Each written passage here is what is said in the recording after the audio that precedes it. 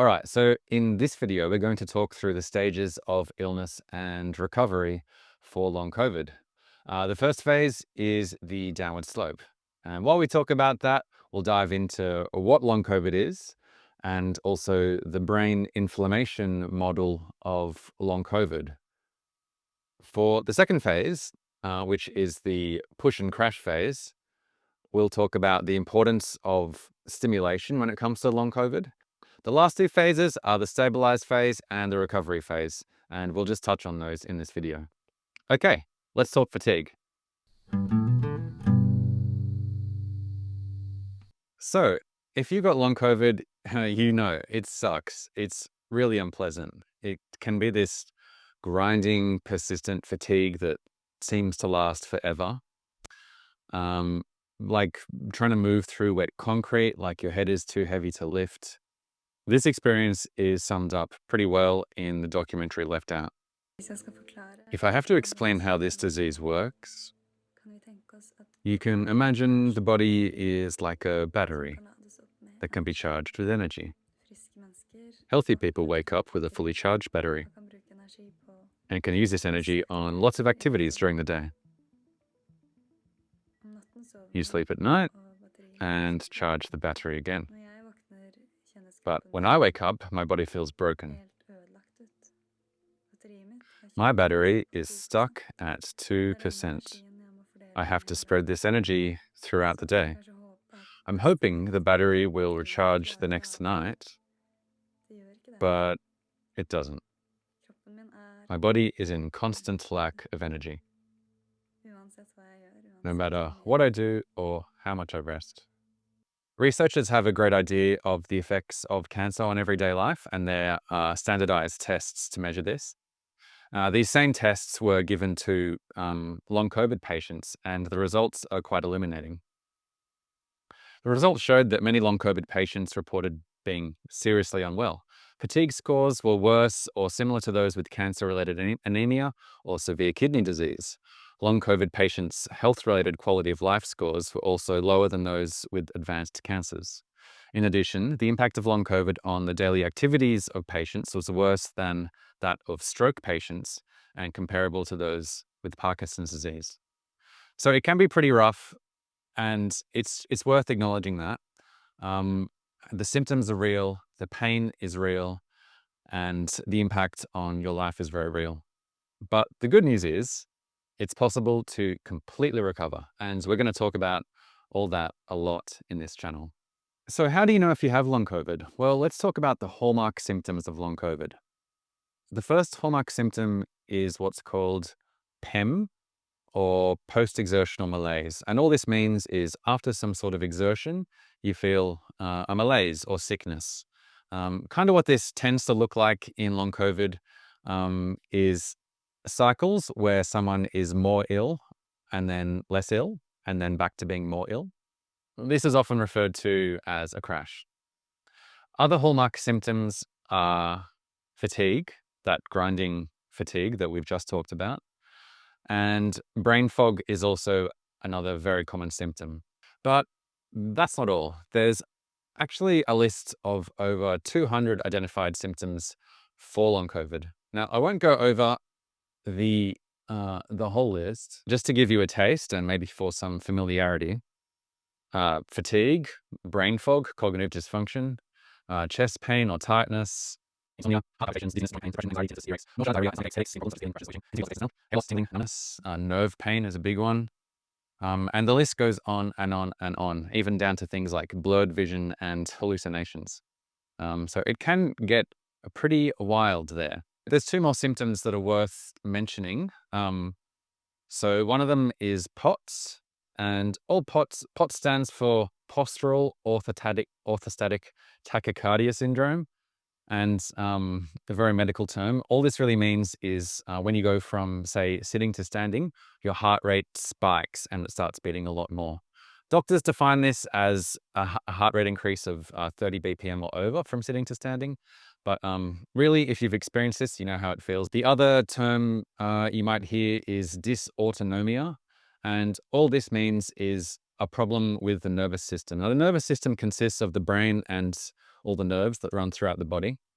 And a lot of the pain that comes from long COVID can be attributed to something related to dysautonomia. Okay, so how do we diagnose long COVID? Well, given there's a big list of symptoms, it can get a little bit difficult sometimes, but the best way to diagnose it is actually by a diagnosis of omission in conjunction with your regular doctor. Practically speaking, the thing to do is go to your doctor and be aware of all your symptoms and just work with your doctor to run what tests they can on those symptoms and suspected illnesses. And then you're able to, essentially do a diagnosis of omission. So you omit everything else, other possible causes, and it'll become pretty clear over time and with a bit of analysis that long COVID is the culprit. Now, it's useful to have a common language to talk about how severe our long COVID is when we're dealing with health professionals or loved ones, friends. And the chronic fatigue / ME community has come up with a nice and simple 4-point scale, let's say, that allows us to do that. So I'll go through that now. Now, the first level of severity is what they call a 50% reduction in pre-illness activities. So to make this real, say you before you were sick, you did an 8-hour day, and let's say you prepared 2 meals. Now a 50% reduction means you're only able to work a 4-hour day and prepare 1 meal, and you don't have enough energy to do anything else. The next level, mostly housebound. So when you're mostly housebound, you really don't have the energy to do anything that requires leaving the house. The next level is mostly bedbound. And when you're at this level, you probably have difficulty with things like showering and need more support. And the last level is totally bedbound. So when you're at this level, you probably need assistance with eating and other sort of basic living. So this all sounds pretty grim, right? Yeah, but the good news is, yeah, you can recover. You can 100% recover, and many people have. And when we do recover, we regain all the facilities that we lose during the illness. So the ability to exercise, for instance, is totally restored. I can't tell you how happy I am to be able to go running and exercise properly again and spend the whole day active. It's incredible. And brain fog, for instance, the brain fog completely goes away. And on brain fog, there is a bit of data on this, so I'll just share that with you. There was a study in Italy where some researchers measured the cognitive ability of a cohort of people. And then the pandemic happened, people caught COVID, people had long COVID, and the researchers went back to these people and measured their cognition. And sure enough, it had declined for those with long COVID. But the great news is they measured their cognition again after they'd recovered, and these people's cognitive ability had restored back to its previous level. So, yeah, the illness is very debilitating when we're in it, but when you get out of it, back to normal. So you've heard me talk about chronic fatigue syndrome / ME, or myalgic encephalomyelitis. And the reason I do that is that there are a lot of parallels between long COVID and CFS / ME. Now, if you talk to the scientific medical community, the jury is definitely still out. So these guys see similarities with long COVID and CFS, and they also are suspect because of a lack of data. But that's interesting, but I think it's better to look at organizations who are more on the pointy end of dealing with patients who are sort of in this every day. Take Emerge Australia as an example. Let's look at what they have to say. So Emerge Australia recognises the converging evidence linking ME / CFS with long COVID. Scientific studies of long COVID have demonstrated similar symptomology with ME / CFS, with the most frequent shared symptoms of people with long COVID and ME / CFS being post-exertional malaise, cognitive difficulties, and fatigue. So The good news is there's a wealth of information in the CFS community which we can draw upon to help us recover. Today's fun fact is brought to you by the term CFS/ME. So we've talked about the relationship between long COVID and CFS-ME. But what about ME specifically? What does this mean? So ME stands for Myalgic Encephalomyelitis. All right, so this gets interesting. Myalgic means pain felt in muscles. Encephalomyelitis means inflammation of the brain and spinal cord. All right, so we've just gone over the basics of long COVID. The symptoms, the diagnosis, the severity. Got some basics for that. So over 200 symptoms, that's pretty wild, right? Like that's a lot of symptoms. Why so many? What's the cause of this? What's happening in the body? There's 5 or so leading theories as to the cause of long COVID. Now, I won't go through all of these. I won't go over all of these theories. If you see number 4, it says neuroinflammation. So I call that brain inflammation just for simplicity, and it refers to the same thing, more or less. And through my experience as a patient, this is the theory that resonates the best with me. But first we need to understand the basics of the nervous system. So what is the nervous system? The nervous system consists of our brain, all the nerves scattered throughout our body, as well as nerve fibers, which sort of connect the two. The nervous system is also responsible for processing all this data that comes up through our nerves, through our senses, sight, hearing, touch, taste, sound, and putting that into the brain where it's processed. It's also responsible for some automatic processes, like regulating how we digest food and regulating how blood flows throughout our body with our heartbeat. Crucially, it's also important for generating pain. So in a normal person, pain works kind of like this. So maybe your finger gets squashed and the nerves get activated and a signal's passed up through your nerve fibers into your brain, and your brain generates the pain. Now, this is an important point that we'll come back to later on. Lastly, the nervous system is also responsible for mental activity and controlling our body through our muscular system. So with that in mind, let's take a look at the brain of someone with long COVID. So what you're seeing here is a heat map of someone's brain who has chronic fatigue syndrome, but it's largely the same in long COVID. And the heat indicates inflammation. Now this gets interesting because we can see that this brain is too hot to function normally. And the areas of the brain that are hotter are also the areas of the brain that are responsible for regulating areas of the body where we experience symptoms. Take the limbic system. The limbic system is the name of a collection of brain components that sit just above the brainstem and roughly behind the eyes. Evolutionarily, this is an ancient part of the brain, and all mammals have a limbic system. Now, I suspect the limbic system is affected by this inflammation, and there's some evidence to support this. On the next slide, we'll see everything the limbic system is responsible for. I won't read out everything on this slide. Feel free to pause and read. But the point here is, as patients, we experience symptoms throughout the body, and we can see the limbic system is responsible for areas where we experience symptoms. Personally, I've experienced symptoms in most of the areas listed on this page. Just to pick 2 examples, from the hypothalamus, I've had a spiking heart rate, which is also known as POTS. And from the thalamus, I've had sound sensitivity, which is pain from sounds, especially loud or sudden sounds. Now, I won't go into the same amount of detail regarding the brainstem, but I can say similar things. It's responsible for areas of the body where we experience symptoms.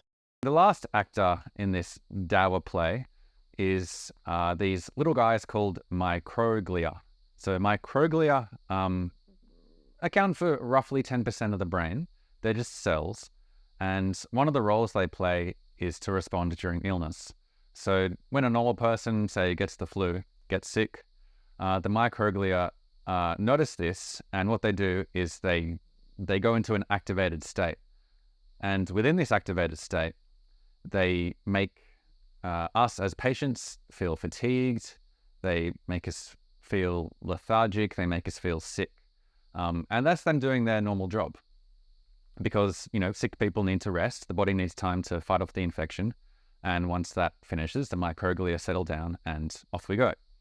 However, in people with fatigue-based illnesses, what happens is these microglia, they are sort of on a hair trigger. So they're hypersensitive to stimulation and can be kicked off really easily.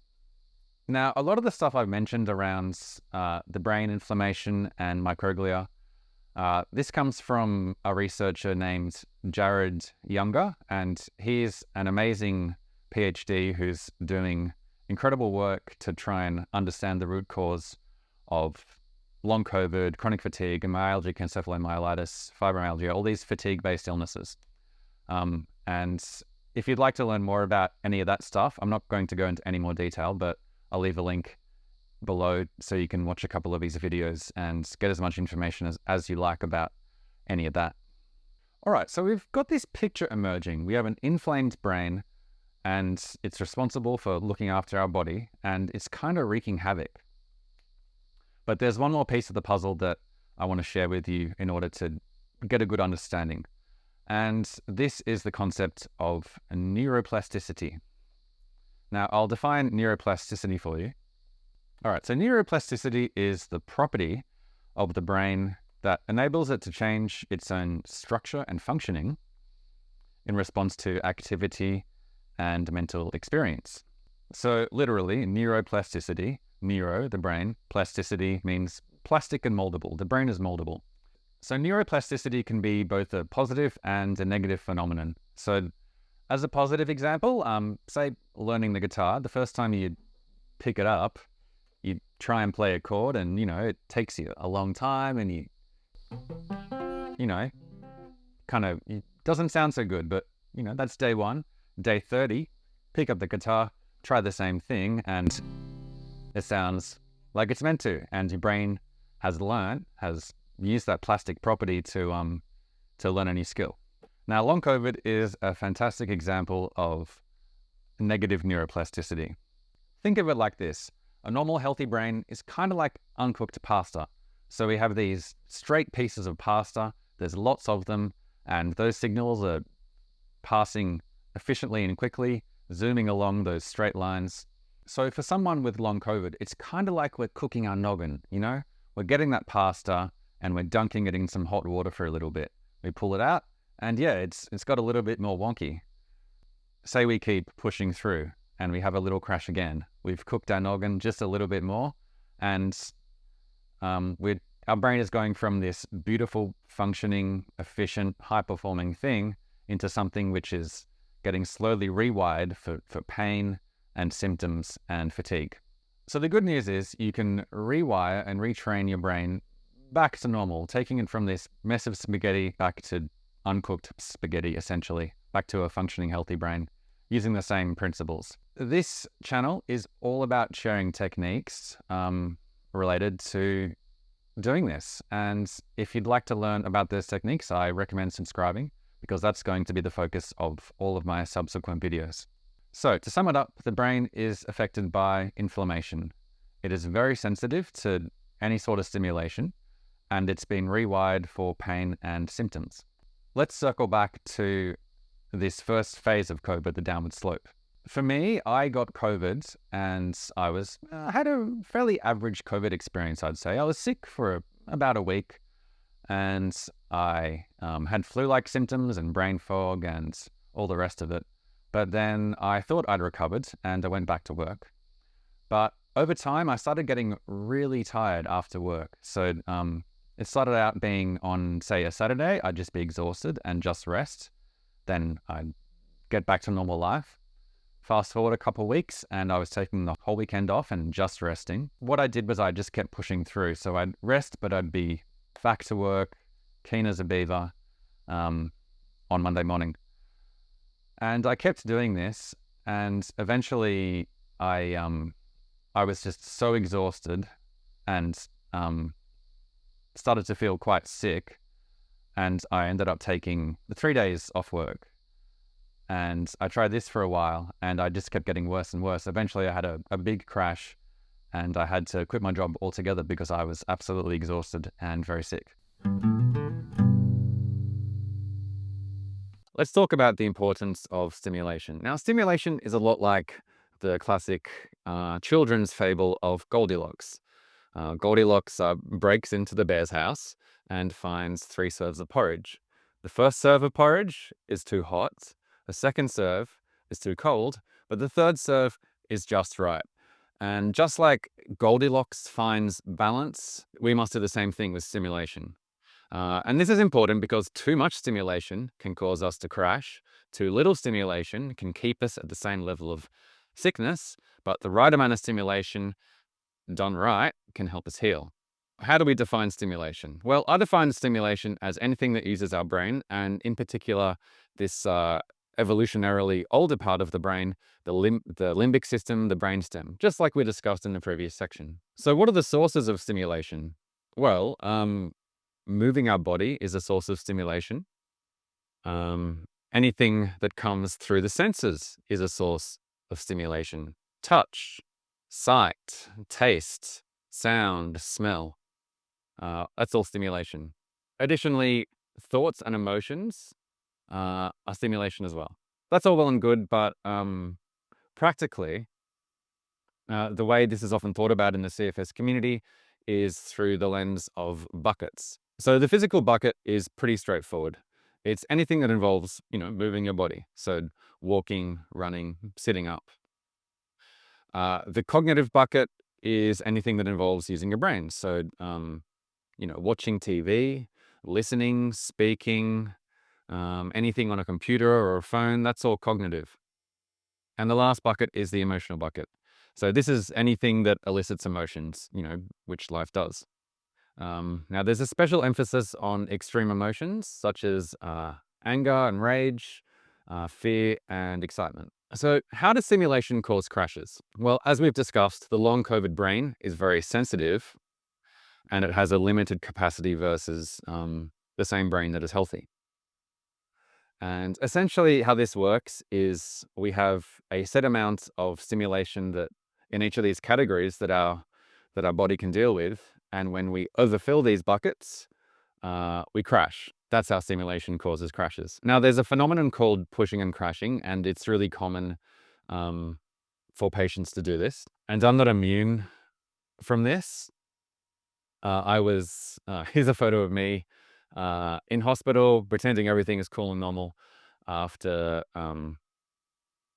a few months of pushing and crashing and getting worse and worse and worse. And then eventually, right before I went to hospital, I had a big crash, and my body was so worn out, and my immune system was so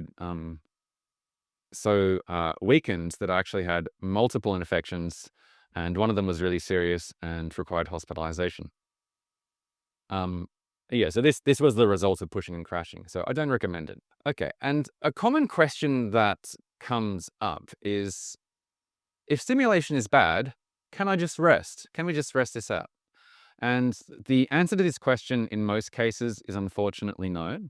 So I've tried this, and a lot of other people have tried this, and most of the time what happens is we kind of just stay in the same sick state. So, we've had the brain inflammation, we've had the crash, and our brain has been rewired for pain and symptoms. And resting alone isn't really going to help us, because what we need to do is show the brain what's normal again and how it should be functioning. So how can stimulation help us? Well, we talked in the last section about neuroplasticity. So if neuroplasticity is what needs to happen, then the mind-body connection is the how. What is the mind-body connection? Well, here's a couple examples to help clarify what this means. First, let's go from the mind to the body. So say we're driving along the freeway and we have a car pull right in front of us and almost hit us. We might notice that our heart starts to race, that we feel adrenaline throughout our body because of the close call. So what's happening in our mind has influenced our body. So it goes the other way as well. What happens in the body influences the mind. Before you got sick, you might have had a favorite form of exercise, like running or doing weights, something like this. And, we know that after a workout, we feel good. We get a feeling of contentedness in our mind, and we feel the stress sort of melt away and be alleviated. And in this way, what's happened in the body has influenced the mind. Now, I know this will be a stretch for some, and if you're skeptical about this, I completely understand. I'll link below a recent Guardian article, which leans pretty heavily on the data uh, and is a good, easily accessible read if you want to dig in a little bit more to this concept and you need a little bit more evidence. Alternatively, this is an incredible book, which we'll be diving into in subsequent chapters. Suffice to say for now, it has plenty of examples like the ones I've just specified, and also talks a lot about the body-mind connection. So the point in all this is our thinking and conscious brain and mind have an enormous amount of power and influence over our basic brain structures.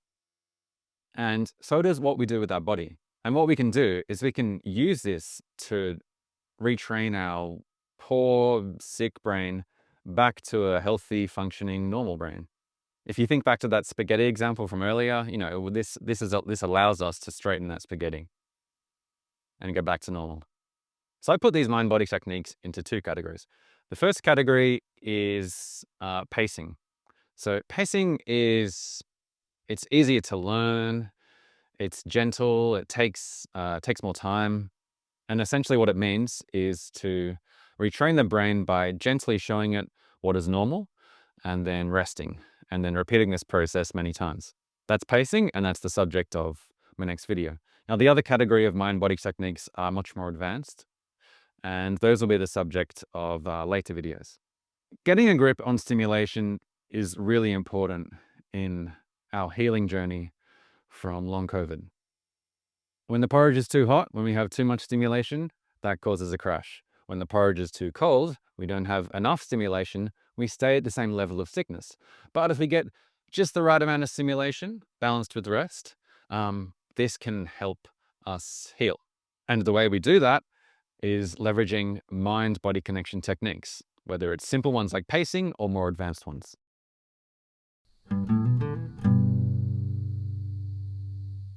All right, we've covered a lot. We've talked about the hallmark symptoms of long COVID, crashes or PEM, fatigue, and brain fog, how to diagnose long COVID, the similarities between long COVID and CFS/ME, and that there's many, many other symptoms for long COVID. Now, one theory as to why for this is brain inflammation. Essentially, what's going on is there are regions of the brain that look after our body which are inflamed.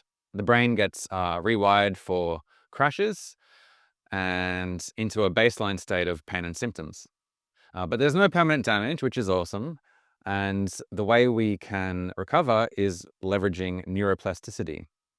And the way we do that is via techniques which leverage the mind-body connection. And my next video is all about pacing and incorporating mind-body techniques into recovery. Now, this video wouldn't be complete without mentioning the last two phases.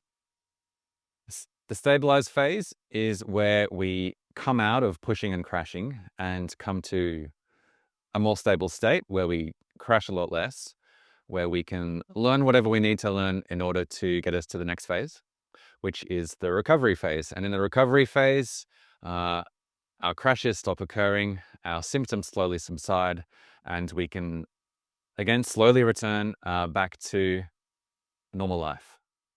So this video is my take on long COVID based on my experience as a patient, the experiences of other patients, and research that I've done. There's loads of links in the description if you'd like to read more about anything I've mentioned in this video. Also, feel free to leave a comment and I'll send you a reply. Otherwise, thanks for watching and hopefully see you in the next one.